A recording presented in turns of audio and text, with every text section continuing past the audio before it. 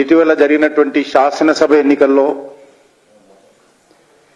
మేము అనుకున్న ఫలితాలు రానప్పటికీ కూడా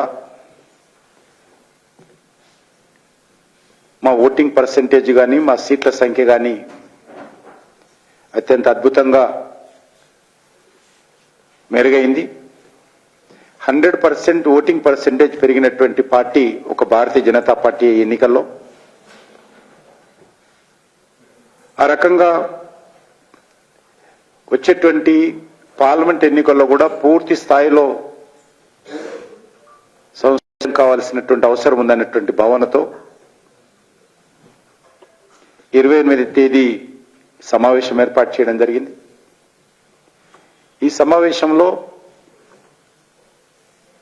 మండల ప్రెసిడెంట్ నుంచి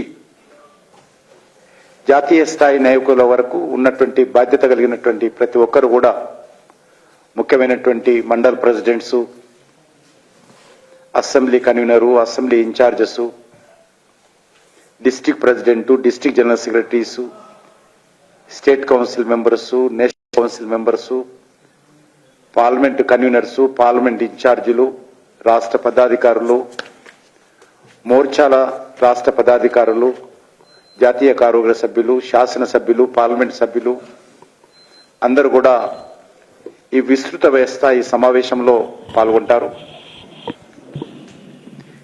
ఈ సమావేశానికి పార్టీ సీనియర్ నాయకులు, కేంద్ర హోంమంత్రి అమిత్ షా గారు, పార్టీ జాతీయ ప్రధాన కార్యదర్శులు తరుణ్ చుగ్ గారు, సునీల్ బన్సల్ గారు, బండి సంజయ్ గారు, ఓబీసీ జాతీయ మోర్చా అధ్యక్షులు డాక్టర్ లక్ష్మణ్ గారు, అదేవిధంగా రాష్ట్ర పార్టీ వ్యవహారాల ఇన్ఛార్జీలు అందరూ కూడా పాల్గొంటారు. ఈ సమావేశము ఎయిర్పోర్ట్ రింగ్ రోడ్ దగ్గర కొంగర విలేజ్ దగ్గర ఉన్నటువంటి శ్లోక ఫంక్షన్ హాల్లో ఈ సమావేశం ఉంటుంది. వచ్చేటువంటి 90 days ఎలక్షన్ యాక్షన్ ప్లాన్ రూపకల్పన చేసి ముందుకెళ్తాం. ఈ 90 రోజుల యాక్షన్ ప్లాన్తో వచ్చేటువంటి పార్లమెంట్ ఎన్నికల్లో పూర్తి స్థాయిలో సంసిద్ధమయ్యే విధంగా ముందుకెళ్లాలని నిర్ణయం తీసుకోవడం జరిగింది. ఇటీవల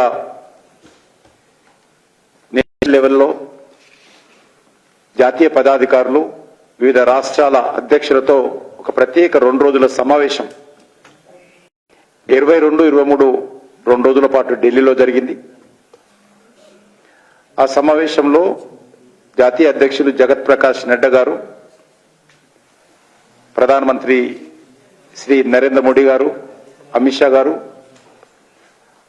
అనేక విషయాలపైన, ఇటీవల జరిగినటువంటి శాసనసభ 5 రాష్ట్రాల ఎన్నికలపైన సమీక్ష, అదేవిధంగా భవిష్యత్తు పార్లమెంట్ ఎన్నికలకు సంబంధించినటువంటి కార్యాచరణ ప్రణాళిక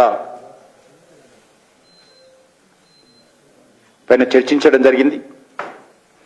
అందులో నిర్ణయంలో భాగంగానే తెలంగాణ రాష్ట్ర స్థాయి విస్తృత స్థాయి నాయకుల సమావేశం 28 జరపాలని నిర్ణయించడం జరిగింది. ఈరోజు తెలంగాణలో కూడా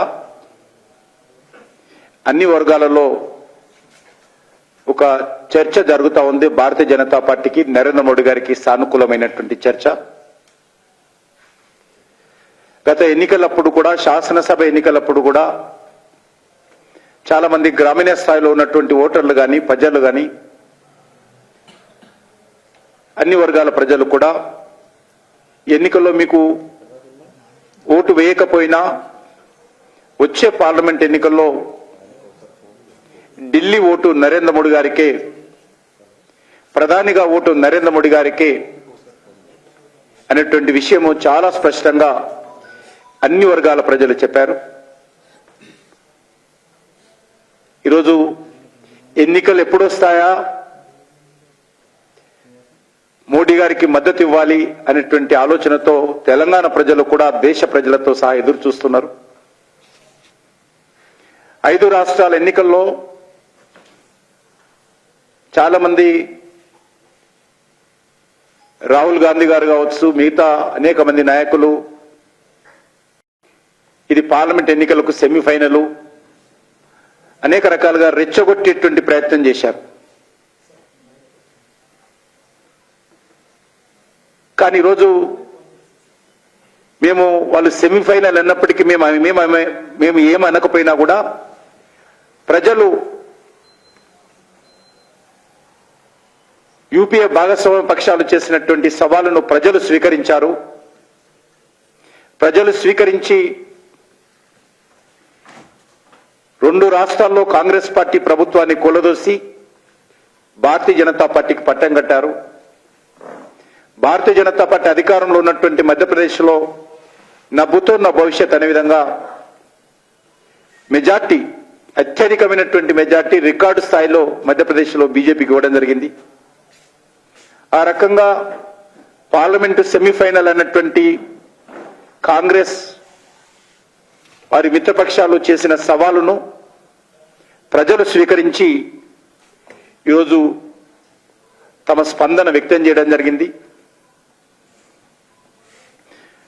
పార్లమెంట్ ఎన్నికలతో ముడిపెట్టకపోతే అది వేరే రకంగా ఉండేనేమో.